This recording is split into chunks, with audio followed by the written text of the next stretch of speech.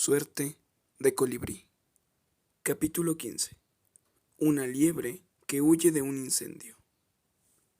Los tres amigos iban caminando despacio. Habían devorado unos bizcochos que compraron en la panadería y se estaban terminando una botella de refresco. Platicaban tranquilos sobre cuestiones sin importancia. Así iban cuando frente a ellos, conduciendo sus bicicletas, llegaron Pablo y Leonor.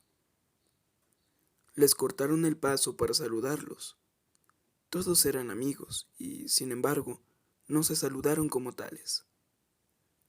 Pero mira quiénes están ahí, los nerds de Puerto Vidondo, soltó de entrada Pablo, a la vez que forzaba una risa. Nadie se rió con él. Tony y Lucho lo miraron desconcertados. No entendieron a qué venía la burla. No creían que el apodo de nerds les correspondiera y, si así fuera, no entendieron qué pretendía Pablo al usarlo allí. Mateo bajó la cabeza.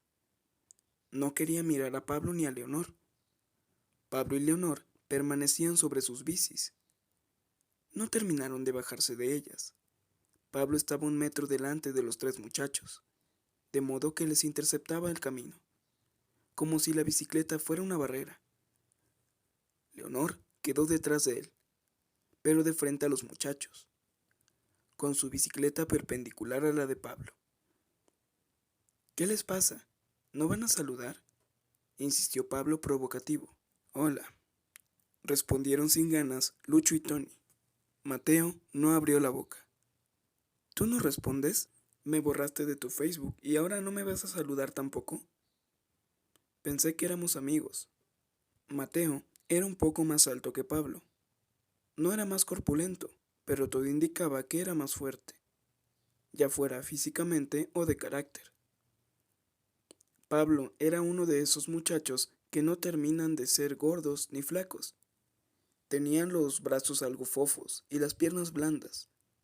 Un aspecto gelatinoso en general, apenas compensado por algunos rasgos faciales muy distinguidos.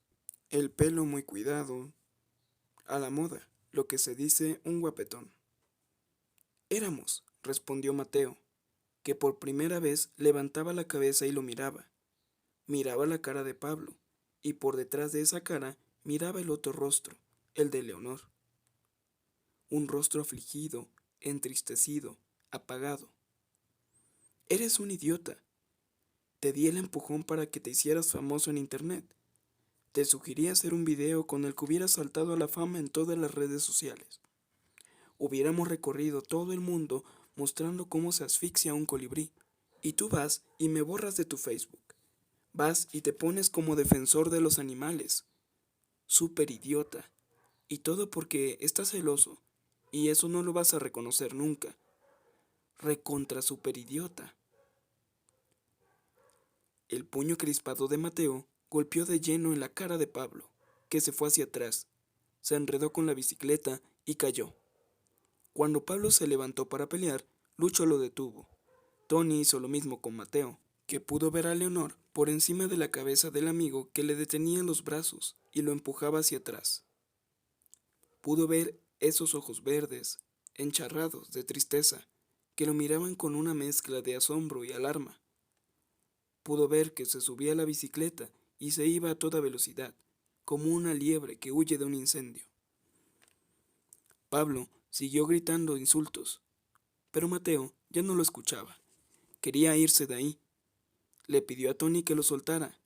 Le habló con tranquilidad, con calma incluso.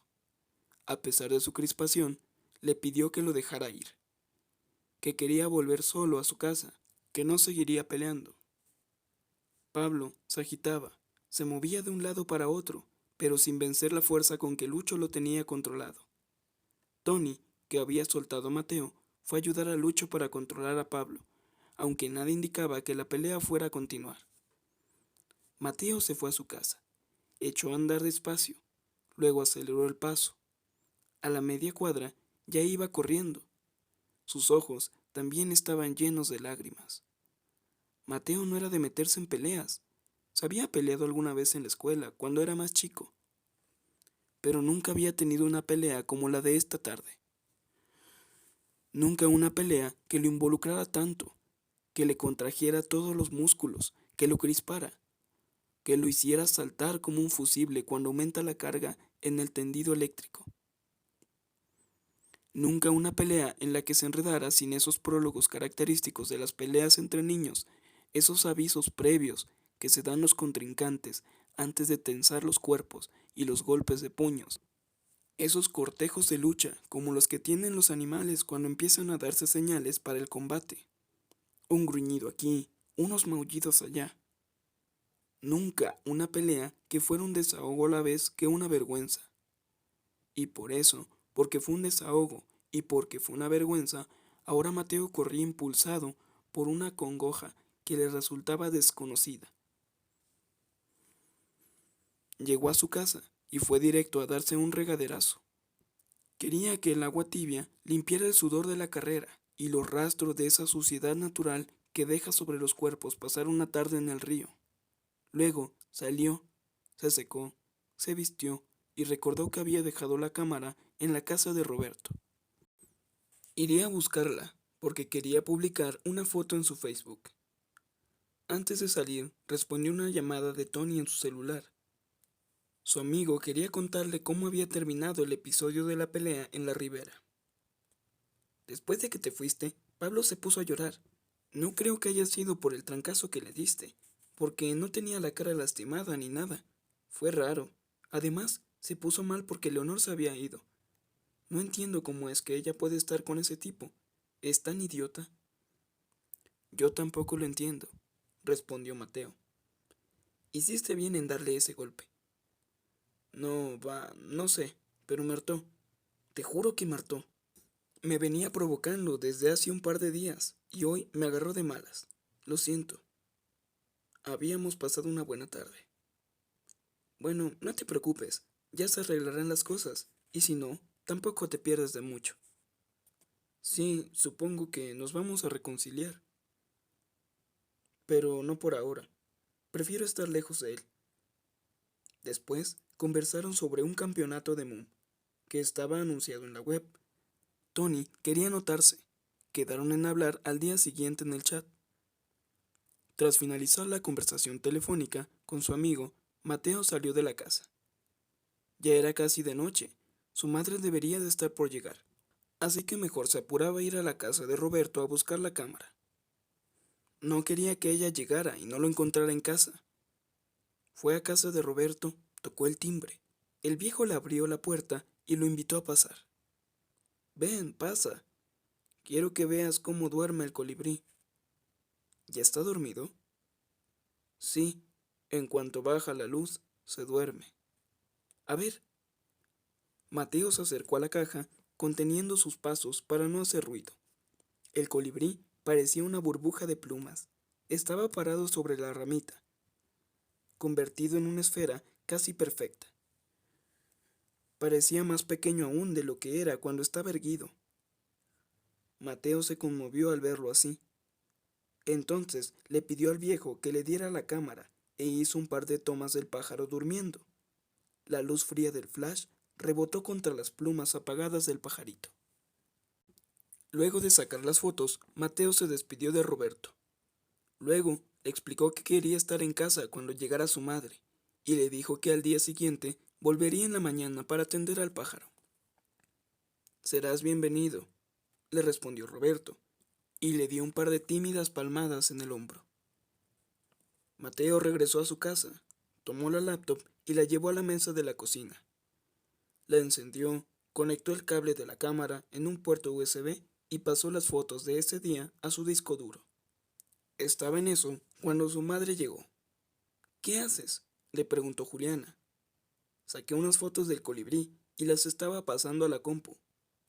¿Las puedo ver?, dijo ella, y se sentó al lado de su hijo a mirar las fotos sin esperar que él le respondiera. Mateo le mostraba las fotos y le contaba cómo había estado cuidando al pájaro. Le mostró cómo lo alimentaban, cómo dormía, cómo se posaba en su dedo índice o en el hombro de Roberto. Le contaba todo eso, pero de pronto cambió de tema. Hoy tuve una pelea con uno de mis amigos, con Pablo. ¿Una pelea? Le di un golpe en la cara. ¿Lo lastimaste? Creo que no. No, seguro que no. ¿Y por qué fue la pelea? Sin muchos detalles, Mateo le contó a su madre todo el asunto de Facebook, la provocación de Pablo con lo del colibrí, la forma en que había cambiado su actitud hacia Leonor a partir de que ella se había interesado en el colibrí. Fue más detallista cuando le contó lo que había sucedido el día anterior, cuando Leonor había salido del club con él, cuando le hizo aquel guiño, cuando lo tomó del brazo al entrar en la casa de Roberto. «Ajá», exclamó su mamá con un aire de sorpresa y con una parsimonia que indicaba que estaba entendiendo muy bien lo que su hijo quería contarle. «Te gusta esa muchacha, ¿verdad?». Mateo no le respondió enseguida. Bajó la cabeza. Se puso a revisar las fotos para seleccionar la que subiría a Facebook. Su madre esperaba una respuesta, aunque no la necesitara. Mateo le respondió: «Me gusta, sí, pero me confunde. No entiendo por qué me buscó el otro día. Hubiera jurado que se había interesado en mí». «¿Y cómo sabes que no es así?». «Porque se hizo novia de Pablo, ese mismo día, en la noche. Quizá lo único que le interesaba era ver al colibrí y yo me confundí, y me imaginé otra historia. Me equivoqué de película».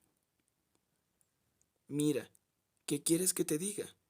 Para mí lo mejor que puedes hacer es preguntárselo a ella. No te quedes con la duda. Cuando no sabes algo que quieres saber, lo mejor es preguntarlo. La cosa es elegir a la mejor persona para hacerle la pregunta. Y no te creas que todas las respuestas están en internet». Terminó de decirle con una sonrisa que tenía más de bálsamo que de ironía. Luego le alborotó el pelo y sin más palabras lo invitó a comer pizza con mozzarella. Le encargarían.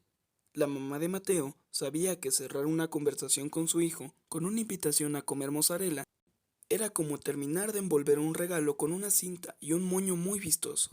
Mateo lo sabía.